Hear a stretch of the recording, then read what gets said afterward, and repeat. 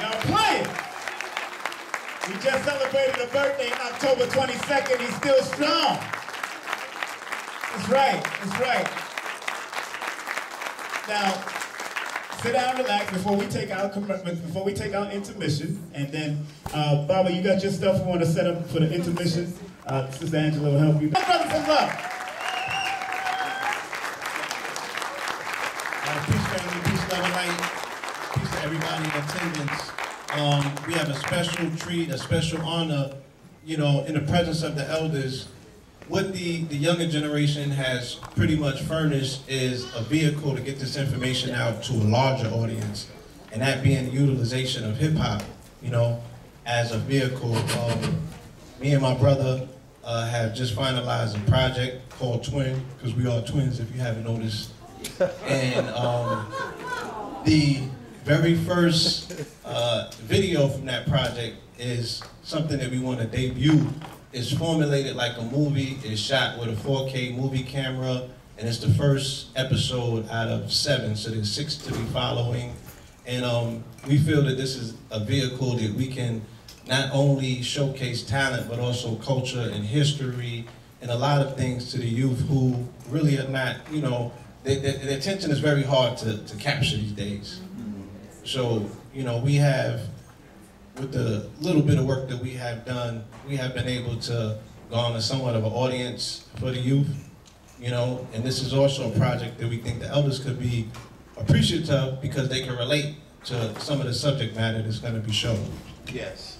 So, the video, Twin the movie, one of the premises behind this video is to highlight the fact that, you know, we've been on 125th Street for about 13 years doing a lot of work. When we got out there, it was a lot of street activity taking place in the streets. But that's also indicative of what this whole movement represents. The elders have been putting in a lot of work. This new generation of the youngsters, those of us that are from the, you know, the 70s and the 80s and the 90s babies, we have to pay homage because, you know, they set the stage for us.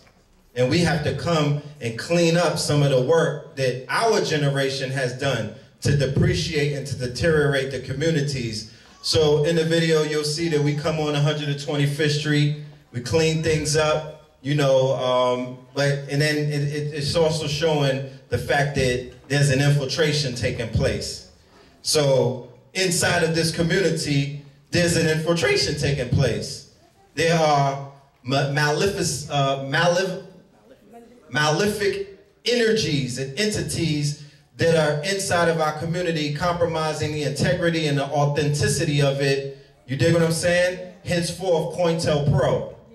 So we have to be very aware of that, very mindful, and practice the art of discernment whenever we give our time and our attention to some of these people, these charlatans and these agent provocateurs that are amongst us, because they threaten to destroy everything that the elders have built, okay? So, on the 1111 portal, we felt that it is only right to premiere this video so this thing could do what it does, and we're gonna go ahead and start with the world premiere. It's 9 minutes.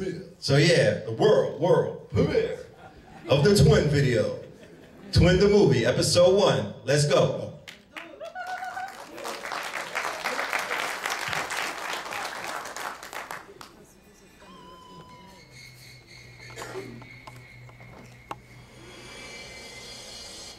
We are the home circle, and we've held the sword of justice for centuries.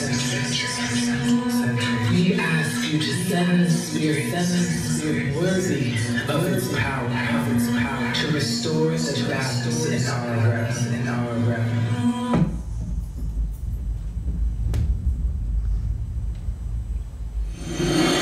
I have to say this about my sons. Red pill, blue pill, and KTR Street. A mother couldn't have, and a father couldn't have, or a family couldn't have a better set of sons. Because, no, really. And that's not to say these guys are typical They're not angels. They're not. Start the cameras, and our guardian angel will take care of you. I wish you could see what I'm seeing now. Sometimes you gotta be really high to understand how small you really are. I'm coming home. Right there. I'm going. Across the Pacific Atlantic as I was the force of the mistake, the planet is ours. Mechanical powers that slanted the towers, botanical gardens, we planted the planet. In an hour, the hands that empower, more diesel than plants of the sour, more lethal than grams of the powder, expanding my power, no people programming my hours. Finest in traffic with traffickers, trafficking finest of fabrics, designers is African, shriners is Arabic, 44 Mavericks, 24 cabbage drip, 42 savages, only some savages, slaves to the lavish shit, saving them Africans, painted the papyrus, age of the activists, waving the magic stick, ways of the Nazareth, raising the Lazarus. Red stones on my red throne, red throne at these red bones, in a red rose with the red road, fence probe when them heads roll, with the blue steel on the blue moons, hot as blue flames, doing blues rooms, got the blueprints, leaving blues clues, all this blue money that I blew through.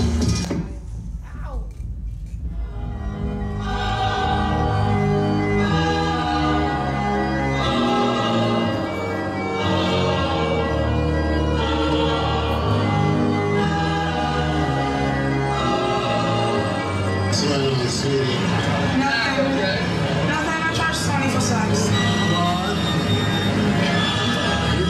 Yeah. Please don't say nothing to me, please. This is crazy. I don't mean to interrupt you. Red Bull, you feel it's looking for you. That's all I know.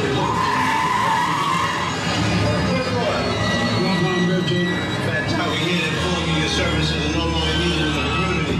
Why? I'm my blood clot that. It's a very boy. Can't move me from the black guy. We are talking about. I am a king. I am a scholar. I am from royalty. I am T'Challa. Wakanda forever. Killmonger forever. I'm true to Shambhala. I'm moving the bottom. The peak of a scholar worth more than the blood of a martyr, worth more than the drugs in the corner. The sport that can cut through the armor. The Lord that can crush you through karma is such a dishonor. I'm from the matrix with digital pills. Paid on my dues with indigenous bills. Fuck all the frivolous thrills. Bitch, I got bridges to build, bridges to fill. Free Gargamel, I got bitches to kill. City of God like I've been to Brazil. Agendas to fill, rinsing and still. If you enter my field and I snitch with will. Red stones on my red throne. Red throne at these red bones. In a red rose with the red road. Fence probe when them heads roll. With the blue steel on the blue moons. Hot as blue flames, doing blues rooms. Got the blueprints, leaving blues clues. All this blue money that I blew through. Puffin' no legend, we fucking up commas. Sacred geometry, face of anomalies. Fixing academy, Jason on Halloween. Racing economy, great trigonometry. Ancient lobotomies, ancient philosophies. Ancient and Socrates, raping the sodomy. Even apology, ancient neutrality. Fuck all the drama, let's fuck up some comments. This kid H.E. Eddie was fucking Madonna.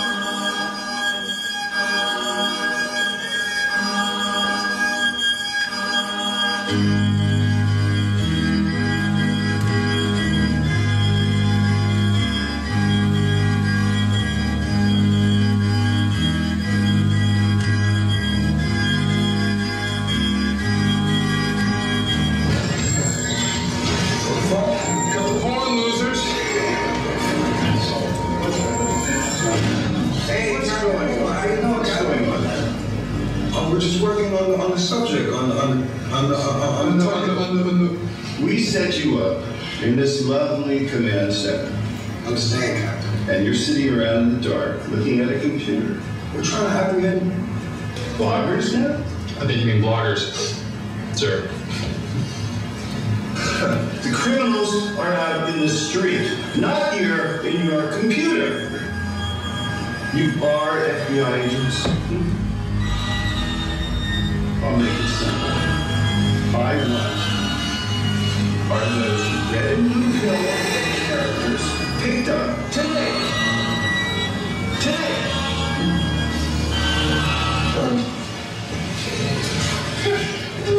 The bitches are so fired.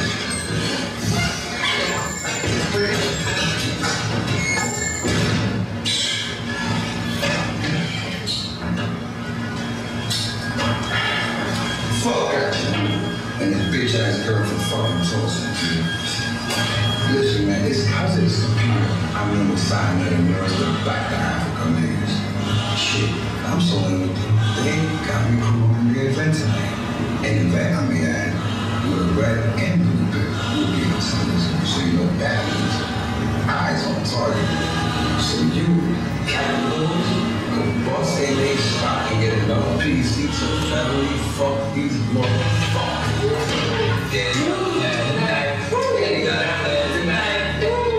Yo, man, it's actually pretty scary, but pretty amazing how deep you're gonna cover on this express. You know how to do it. You know how to do it. Stop kissing ass, white boy.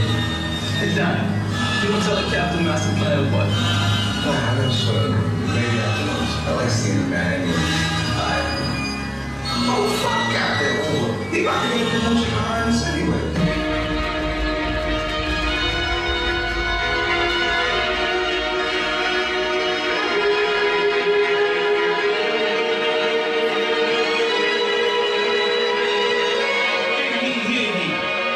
This is our call to order, the great meeting of the minds. I want to welcome to the fold tonight my brother, Benjamin Arnold. Brother, thank you for helping us to promote the event. At this time, I want to yield the floor to our two most distinguished gentlemen, Brother Ray and Bluefield. Was fucking with Ghana. Love for the genre, I'm busting my llamas. These fucking piranhas and one's a killmonger. Bury that sea with the fucking piranhas. You selling them hoes like you fucking Obama. We selling them dope like we fucking Osama. Life is the bitch, let's just call her Madonna. Adopted the twins from hotels in Rwanda. We got eyes on target. We're clear for beach. Red stones on my red throne. Red throne at these red bones. Red road with the red road. Fence pro with them heads roll. With the blue steel on the blue moons. Hot as blue flames doing blues rooms. Got the blueprints, leaving blues clues. All this blue money that I blew through.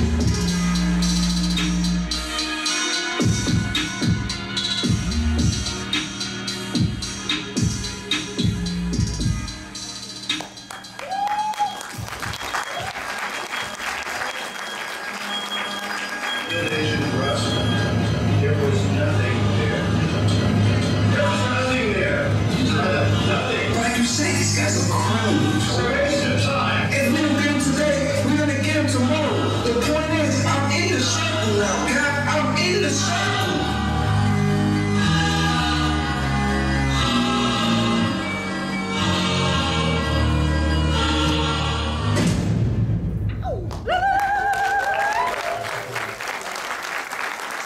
Yeah, thank you everybody, appreciate y'all, you know what I mean? Like I said, this is a story that we're building out. It's only episode 1. By episode 7, you know, it'll all make sense. You know what I'm saying? It'll all come together.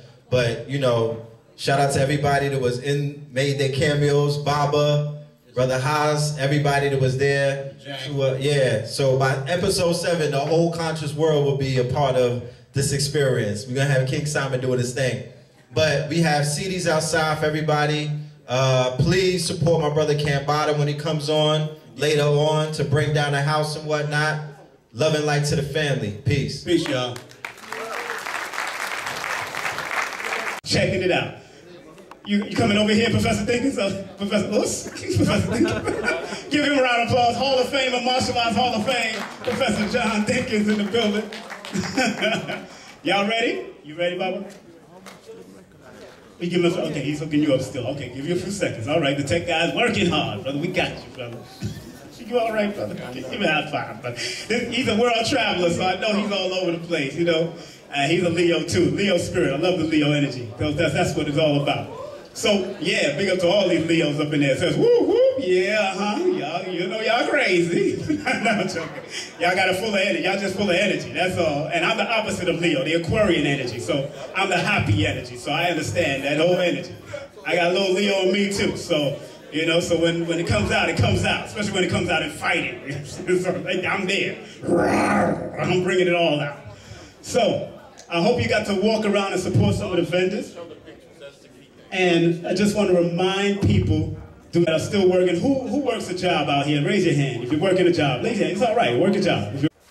This Baba has been traveling the world. Matter of fact, hold on, I gotta get over here because I'm gonna have to yell into the audience over outside and we get ready to put on Runoko Rashidi. This is a world traveler, this is our Baba who's been doing it all over the world, finding out from Africa now to Asia, from Europe, finding Africa in Europe, finding Africa in Mexico. I want y'all to stand up, stand up, stand up, and welcome, come on, come on, come on, come on, and welcome our Baba, the one, the only, Dr. Professor Runoko Rashidi! Come on, come on, come on, come on! Y'all know who I am, huh? You ready, Baba? Good afternoon, everybody hear me? Can y'all hear him? Yeah.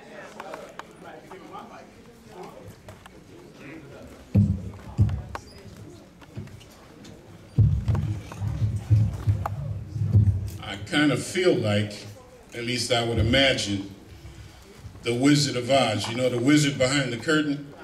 All I want you to do is look at the pictures.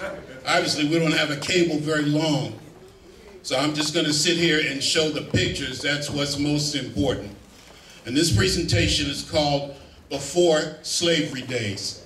And I want to focus on the period before colonization, enslavement, and what have you. So I'm just going to show you a bunch of very rare pictures. Most of them are quite original. And I'm not going to take a lot of time. I understand there will be some opportunity for a panel discussion. But in the meantime, let me just show you the pictures with the maxim that seeing is believing and a picture's worth 1,000 words. Let's give a big round of applause, though, to King Simon for everything he's doing, all the energy that he's putting out. I don't get to New York very often. I get to Brooklyn very, very rarely. And to be able to come here and be a part of a program with my Baba James Smalls and Baba Leonard Jeffries is a real honor. And it also gives me an opportunity to continue some of my own researches in the museums. So I was able to go to the Brooklyn Museum before I came here. Tomorrow I'll do the Met and then I move on to Boston. Why am I talking about museums? Because that is going to constitute the bulk of what I'm going to show you today. I think that there's enough loot in these museums to reconstruct the entire history of African people. And that's why I invest so much time and energy into it. Now this doesn't have anything to do with museums right here, this first photograph. Can everybody see it? Yeah. Right. Now this is a kind of I guess this alludes to what Baba James was talking about earlier in terms of spirit and spirituality. I took a group to Ethiopia in May, and then right after that I took another group to Kenya. And then since I had done pretty well and felt that I needed a little holiday, I went to Zanzibar on my own. I've been to Tanzania before, but never got to Zanzibar, and I figured I would have a holiday. Nobody knew where I was. I booked my own hotel, etc., etc., etc., and I went to a place called Stone Town, and the ancestors just seemed to say, Runoko Rashidi, whatever you thought you had in mind, forget about it. Because we're going to take you on a journey, and I'm still not able to reconcile many of the things that happened. Now, one of the things that's significant about Zanzibar is that it was a kind of a slave island. It was kind of like Goree Island, except on a bigger scale. And Africans were taken from Rwanda, Congo, Burundi, Kenya, Tanzania, Malawi, Zambia, Ethiopia, all over East Africa, and taken to this island where it was almost impossible for them to escape, and then taken to various parts of Asia. The British abolished slavery in East Africa on June 5th, 1873. But the Arabs from Oman found it very profitable, and they kept it going. But because the British had a big stick, they had to hide the captured Africans. And this is one of the places that they hid them in. And I was able to go into a number of these. Deep, deep, deep down inside, as far as I was allowed to go. I was ready to go all the way in there. And I was stopped. You couldn't see all the way inside. And water dripped from the ceiling. It's a coral cave. Bats flying around in complete darkness. I had no plane, and I had never heard of this place before. And I found myself deep in there. And I like to start this presentation with this particular picture, because physical slavery, for the most part, is over. We hear about these terrible reports from Libya. Slavery was just abolished in Mauritania around 1980. But for the most part, what we are fighting is the psychological vestiges of enslavement, the enslavement of the African mind. And those are the chains that we must desperately seek to break. Is everybody with me so far? Yes. And it's also good in a sense to start with this, because this is the hole that we're trying to come out of. Unfortunately, most of us spend all of our lives in darkness without realizing that we're in darkness. So that's how I wanted to begin my presentation. Now, let me show you a series of things before we get to the museum pieces. Yeah, I think I would like a chair too. I'm getting old, man. Let's hope I don't fall out of it. In fact, let's just leave it. Let's just leave it. Now, some of the great African heroes and sheroes who come from more recent experience. For example, this is Jean-Jacques Dessalines. This is the first emperor of Haiti. We can never really repay the debt that we owe the sisters and brothers in Haiti, who are still suffering as a result of their attempt to throw off enslavement. And Jean-Jacques Dessalines is a person that we don't hear as much about as we do about Toussaint or Boukman or Christophe. But he had a real serious attitude about Europeans. And he's the first emperor of Haiti. This is my brother, my ancestor. This is Martin Robeson Delaney. He gave us the expression, Africa for the Africans. Garvey changed, in fact, he said, Africa for the Africans with black men to rule them. That was the way people talked at that time in the 19th century. Garvey modified it to be Africa for the Africans, those at home and those abroad. Delaney is the first African scholar that I'm aware of, African-American scholar, to wear African clothes when he lectured. He went to what is now Nigeria about 1868 or so, looking for a place to resettle, and bought all these beautiful African clothes. And so he started this tradition, Minister Brown, of wearing African clothes when he gave lectures. And even now, I'll put mine on. This is the great Martin Robeson Delaney. And then this is Edward Wilmot Blyden, a compatriot of Delaney. He is from St. Thomas in the Virgin Islands. He visited Kemet in 1866 and wrote about it in 1869. I'm going real quick. From Haiti, the great African scholar Antoine Firmin. Around 1880 or so, a Frenchman named Gobineau wrote a book called The Inequality of the Human Races, in which he established a kind of a racial hierarchy. This brother from Haiti debunked that. He said that's a myth, that there's only one race and that's the human race. And this is in the 1880s. Brilliant scholar, and his work has now been translated into English. And of course, Marcus Garvey, who wasn't a historian, but he understood the importance of history. Just like Malcolm, who was to come 40 years afterwards. If I had been around at that time, Garvey and I would have been real tight. All the great scholars worked around Garvey. J. Rogers, Carter G. Woodson, with very diverse backgrounds. But Garvey was a centerpiece. And this is from his tomb in Jamaica. Osagyefo Kwame Nkrumah, who took Garveyism or Pan-Africanism back to Africa itself. And Nkrumah leads the Gold Coast Ghana to independence on March 6, 1957.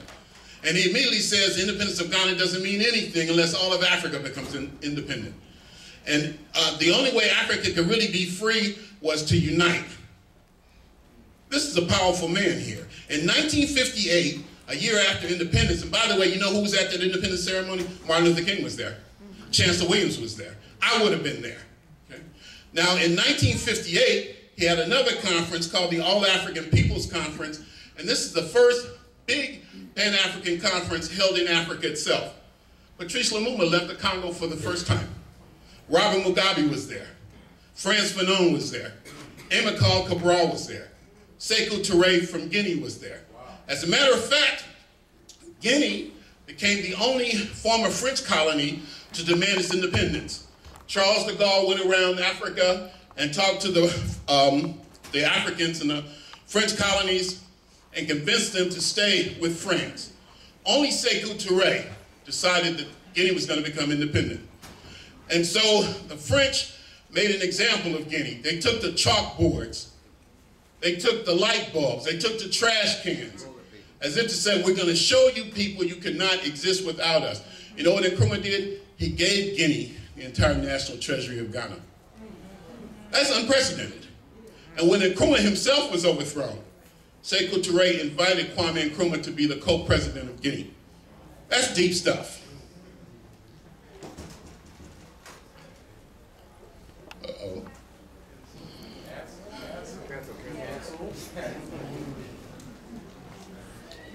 Well, I haven't had sleep in about 3 days, so. Here's Runoko Rashidi. Yeah.